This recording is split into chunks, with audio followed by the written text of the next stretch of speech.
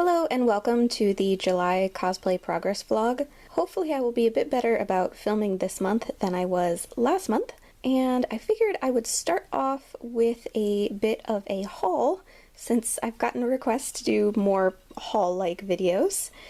And Joann's had a sale on, I'm assuming this is a discontinued color since they had it for 60% off and it was just this color, but it is a icy blue and it was on sale for $4 a yard, and I was thinking, what can I make with icy blue since I will probably never see this color again? And the first thing that came to mind was Cinderella. I realized I have never made a Disney cosplay, really ever, and definitely not one on my channel, so figured I would give that a shot. So I've got some matte satin for the base of the dress, and then some crepe back satin, which will be for the arm poofs and the skirt poofs. This pattern I got from eBay.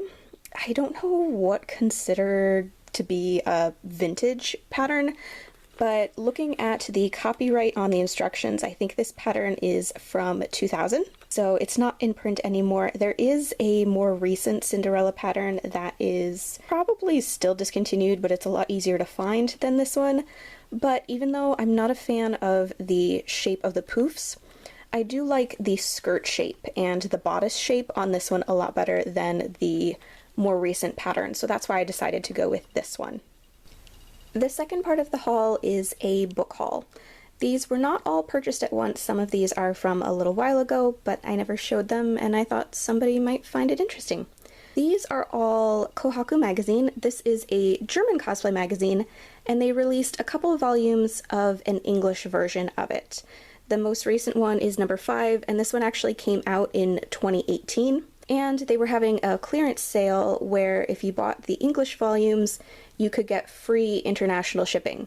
And since shipping from Germany can be a bit pricey, I went ahead and got number 2, 3, 4, and 5 since I had purchased number 1 a long time ago. The German version is still in print, and I believe they're still releasing regular releases, so I'll put a link to it in the description below if you want to check it out.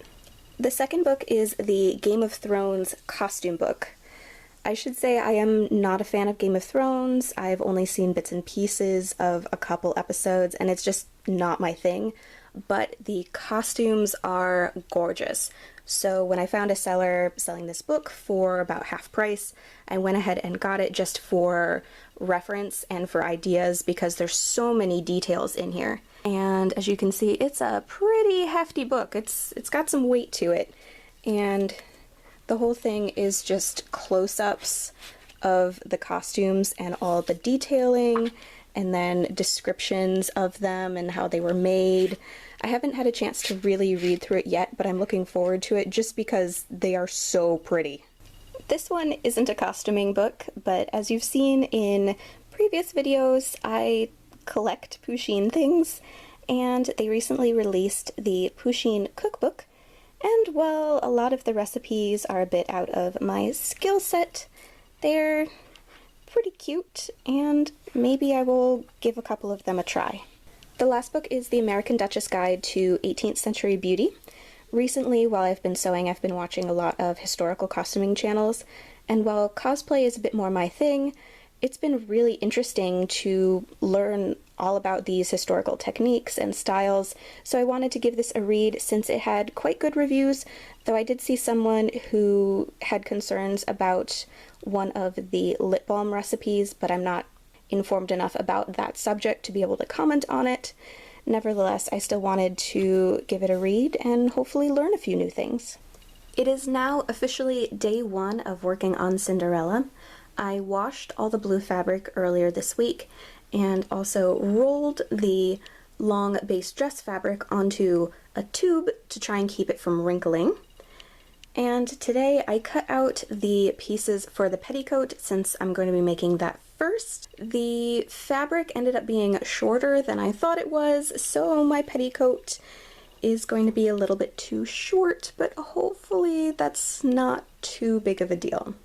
Now that I physically have the pattern, I had a chance to open it up and read the instructions, and this is a lot more complicated than I thought it was going to be. I was expecting, since it was an older pattern for a princess costume, that it was going to be pretty straightforward and be like a Halloween costume, but it is not. It's got like these godets in the front and horsehair braid, and the entire thing is lined, and a whole bunch of other stuff. I'm hoping that it goes well, and maybe I'll learn a couple new things in the process.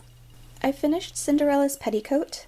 I do think it's quite pretty. It has a lot of fullness to it, and the lace at the bottom I think is a very cute princessy touch. The only thing I'm not sure about is the boning in the bottom. As you can see, it causes it to be very wavy at the bottom, and I don't really like that look, how you keep seeing my feet and it's bumping against my shins. So I'll wait to make my decision on that until I finish the actual dress, since this petticoat is intended to be worn with that dress. But now that I have the undergarment done, I can move on to making the base dress. It's been about a week since I last filmed, and I'm back to working on Cinderella. Before I can cut the fabric, I need to make a copy of the pattern. Since the pattern was hard to find and old, I didn't want to cut the tissue paper, so I used some plain tissue paper, laid it on top, and traced around it. I finished one piece, and now I need to do the rest of the pieces. That's my main plan for today. Also this morning, I finally posted a blog post of a review of Centaur of Attention by Ginny D and Hannah Alexander. This came out a while ago, and I've just been putting off publishing that blog post, but I will put a link to it in the description box below if you want to see my thoughts on it, other than it's good. Here's an update on Cinderella. I got the base bodice sewn. It's just pinned in the back right now, since it'll be a bit before I put in the zipper. And I think it looks pretty good, though it took way longer than I thought it was going to. It is now the 1st of August, and I figured I should finish up this video since it's no longer July.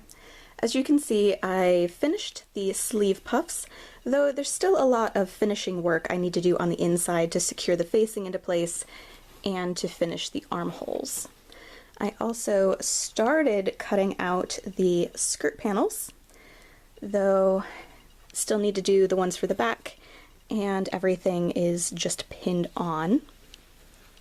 So this is not going to be a costume that I finish in a month. It'll be, at the very least, a 2-month project.